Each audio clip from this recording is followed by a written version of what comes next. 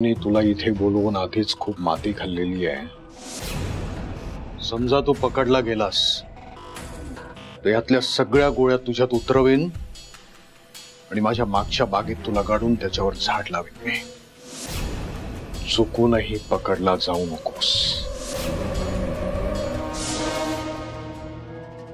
दुष्यंत का ग काय झालं? नाही म्हणजे मला तो मुलगा ठीक वाटला, असं काही आक्षेपार्ह आढळलं नाही त्याच्याबद्दल काही।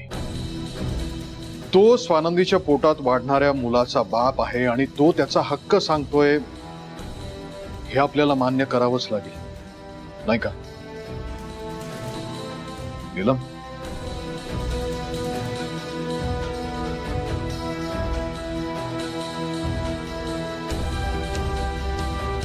ही नीलम माझ्यापासून काहीतरी लपवतीये।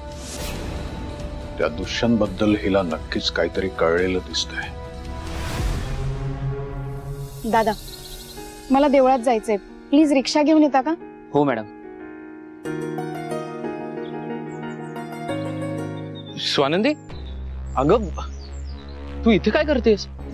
तू कुठे निघालीस का? मी सोडू का तुला? आपल्याकडे गाडी आहे। हो मी तुम्हाला मगाशीच सांगितलं ना, आपल्यात अंतर ठेवायचं असं ठरलंय ना, मग कशाला मध्ये पडताय? आज मणी सरांचा वाढदिवस आहे, मी देवळात चालली त्यांच्या दीर्घायुष्यासाठी प्रार्थना करायला। ह्यात तुमचा काही संबंध नाहीये, त्यामुळे प्लीज या सगळ्यात पडू नका।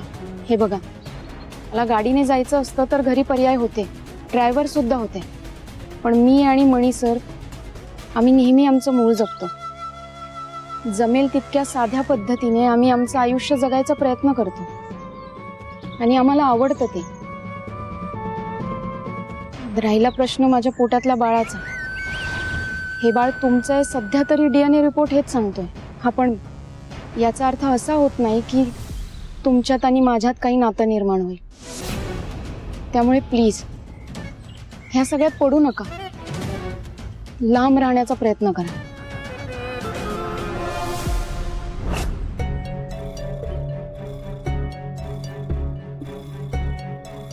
स्वानंदी इथे पण रूम मध्ये नाहीये, कदाचित किचन मध्ये असेल।